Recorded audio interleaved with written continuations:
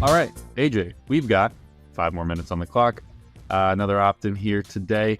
I want to talk to you a little bit more about the Gartner report that you recently came across that was really focused on basically making SDRs do a better job. Tell me a little bit about briefly about the report overall, and then I know we want to dive into one of the specific instances there, sort of use cases they have.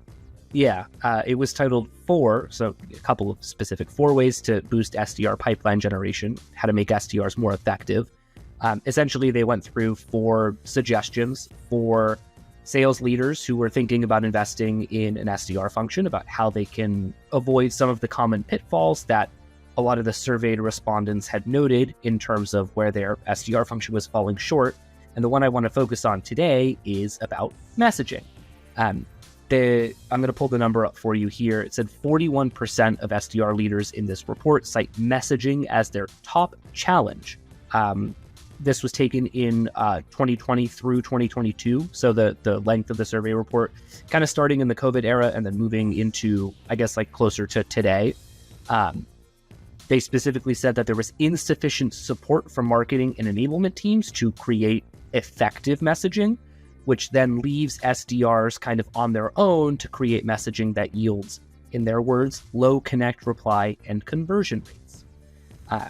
So I'm curious to hear from you, Alex, as somebody who was once a former SDR and someone who now kind of works directly with our SDR team in terms of enabling them.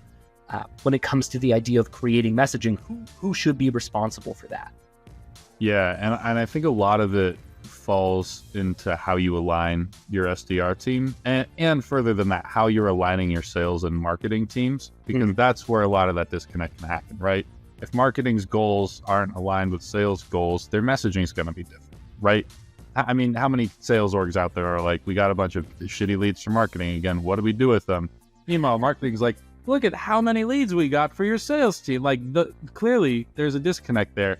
And unfortunately, SDRs often sit, whether they're slightly to one side or the other, really right in the middle.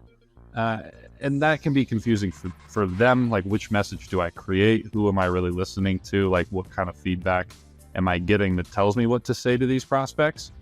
So I'm curious, I don't know if it mentions that, but there definitely is that alignment disconnect that can cause that. And then beyond that, I think there's probably a level of, from a manager's perspective, how much freedom do I give them? Because they want to speak in their own language, but maybe they're just not good at writing email copy. Maybe that's something they want to work on. So I don't know if you have any thoughts or strategies around how to take this problem that clearly exists and what you would do to better it. Yeah. I think your point on alignment is like the core of how you kind of fix this. And we've talked about it ad nauseum on this show and on webinars and on our other podcasts, but like this creation of SDR feedback loops where reps get anecdotal information about what their messaging is like, how it's resonating with the audience, who's actually like responding in a positive fashion, who's responding negatively, packaging that up and taking it back to marketing for them to then refine the messaging, create net new content, and then bring it back to SDRs, creates this like virtuous cycle of messaging that gets continually refined and targeted based on who you're reaching out to. Without that, like without alignment between sales and marketing and realistically like product teams, if your company's big enough, there will always be an issue with messaging because either marketing is creating messaging in a vacuum, thinking that it will resonate with their audience and then sending it to sales. And then sales pushes it to the audience. It does not resonate and they keep using it because marketing doesn't know any better. Or sales is creating their own messaging because they think it resonates based on what they've seen or heard on the phones.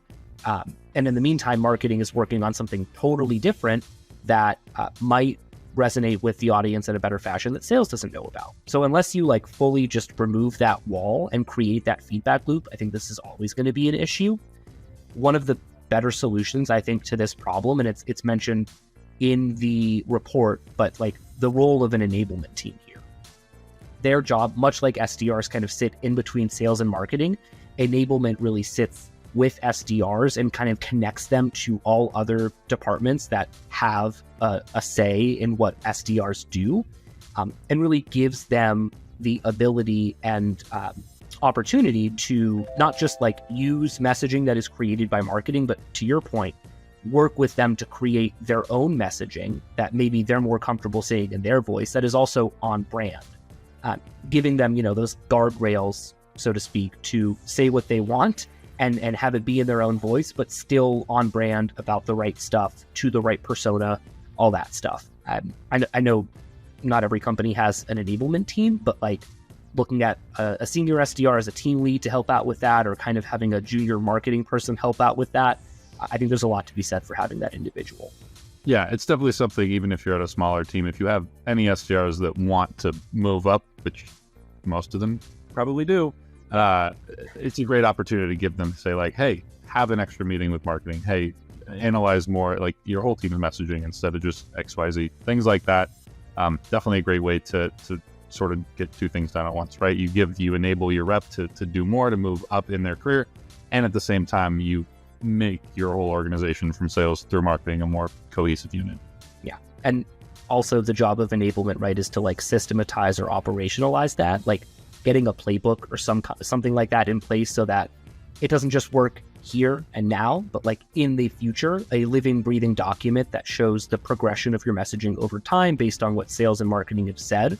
Like having a person or group own that so that you can continually change, experiment, iterate, all of the synonyms for that word, for your messaging to see how it keeps performing over time based on who you're talking to. That's worth its weight in gold for a lot of sales and marketing teams. Absolutely. All right, AJ, 15 seconds. Tell everybody about opt-in. Opt-in, quick 5-ish minute videos, actionable sales development tips, minimal fluff. You can find us on YouTube, on LinkedIn, on our Instagram, and on the website, demanddrive.com. I'd rather not have my documents breathing, just personally. You're just typing away and you hear Microsoft Word. I mean, the thing on my computer's already doing that. Yeah. You go to the printer, you print it out, you tap the paper down, you get that fresh smell of warm ink, and then your paper just goes.